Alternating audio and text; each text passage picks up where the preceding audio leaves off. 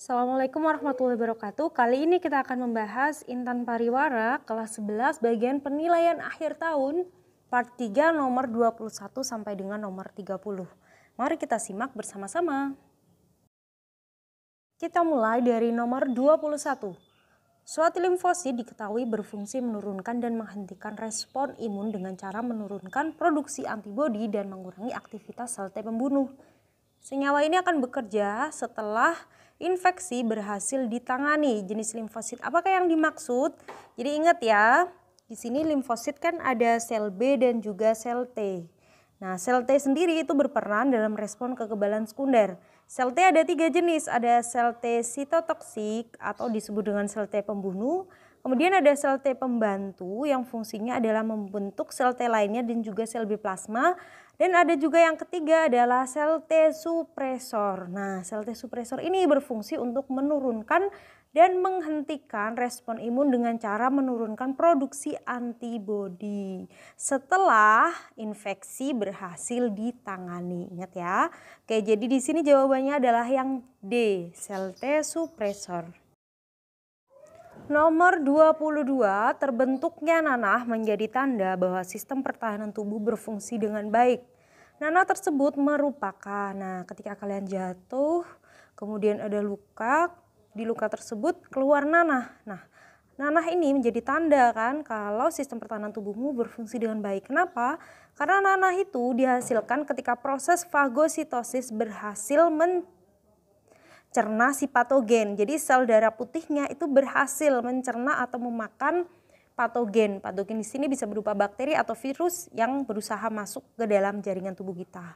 Nah, saat fagositnya berhasil, sisa-sisa pencernaan yang dilakukan itu telah rusak dan dikeluarkan dalam bentuk nanah. Jadi patogen yang dimakan itu tadi sisanya akan dikeluarkan dalam bentuk nanah. Nah, makanya terbentuknya nanah itu menjadi tanda bahwa infeksinya telah sembuh. Ada juga nih yang mengatakan kalau nanah itu bukan cuma dari si patogennya, bisa juga dari beberapa sel darah putih yang juga sudah telah mati. Dia sudah berusaha sekuat tenaga untuk melawan patogen, kemudian dia mati dan dilanjutkan dengan sel darah putih yang lainnya. Jadi di sini jawabannya adalah yang D, sisa-sisa pencernaan fagolisosom yang berupa fagosit dan sel-sel tubuh yang telah rusak. Nomor 23, perhatikan pernyataan-pernyataan berikut. Kekebalan pasif alami dapat diperoleh melalui tindakan yang ditunjukkan oleh angka. Nah, berdasarkan cara memperolehnya, kekebalan tubuh itu digolongkan menjadi 2. Ada kekebalan aktif dan juga kekebalan pasif. Kalau kekebalan aktif itu kekebalan yang dihasilkan oleh tubuh itu sendiri. Jadi kalau aktif itu tubuh yang bisa menghasilkan antibodi sendiri. Tubuh kita yang menghasilkan antibodi. Sedangkan kalau kekebalan pasif itu kita mendapatkan antibodi dari luar tubuh berupa suntikan. Oke, jadi di sini yang termasuk ke dalam kekebalan pasif alami. Kayak alami berarti di sini contohnya kita dapat antibodi dari ibu. Jadi melalui plasenta. Bisa juga yang kedua antibodi yang diberikan ibu melalui kolostrum atau ASI. Nah, jadi jawabannya adalah yang B. Nomor 2 dan juga nomor 3. Nomor 24, perhatikan gambar berikut. Kondisi mata seperti pada gambar terjadi akibat dari.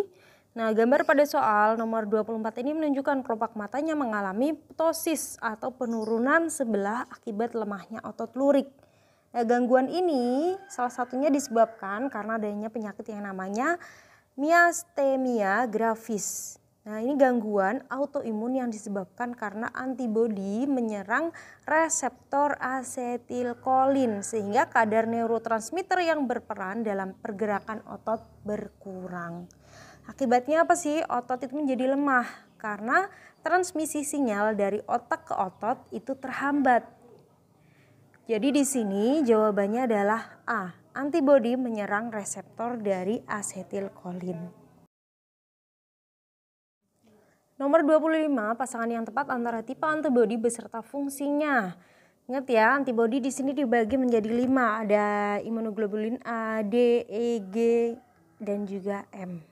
Kalau yang A itu fungsinya mencegah infeksi pada permukaan epitelium. Ini biasanya ada di air liur maupun air mata. Jadi di situ bukan ya, A jawabannya salah. Jadi kalian cocokkan, dicatat nih di bukunya biar ingat. Antibodi imunoglobulin D berfungsi merangsang pembentukan antibodi oleh sel B plasma. Nah, ini betul. Kalau imunoglobulin E itu mempengaruhi sel untuk melepaskan histamin. Jadi ada hubungannya antihistamin maksudnya. Jadi ada hubungannya sama reaksi alergi. Lalu di situ ada imunoglobulin G yang berfungsi untuk merespon kekebalan sekunder dan juga ada kekebalan pasif pada janin. Antibodi M berfungsi respon kekebalan primer, jadi kekebalan yang utama. Maka di sini jawaban yang paling tepat adalah yang B.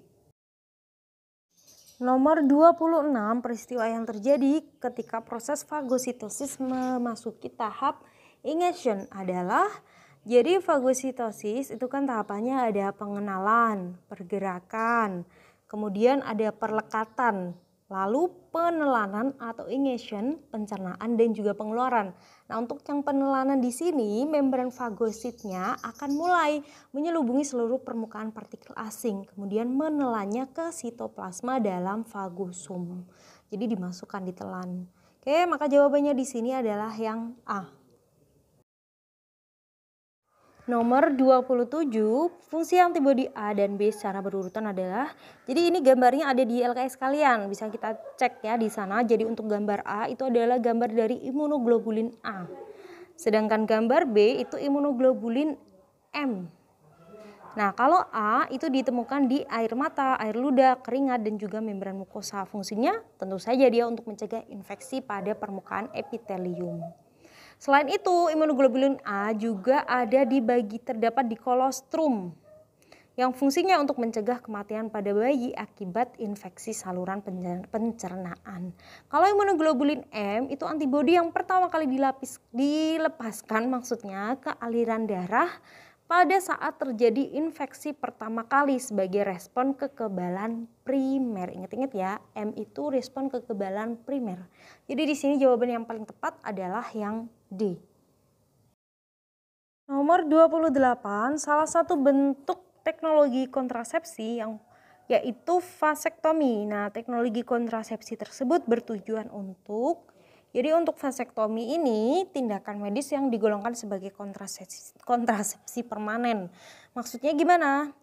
Dilakukan dengan mengikat atau memotong saluran vas deferens. Jadi spermanya tidak akan sampai ke bagian uretra. Jadi di sini jawabannya adalah yang C. Menghalangi sperma tidak sampai ke uretra sehingga sperma tidak dapat dikeluarkan.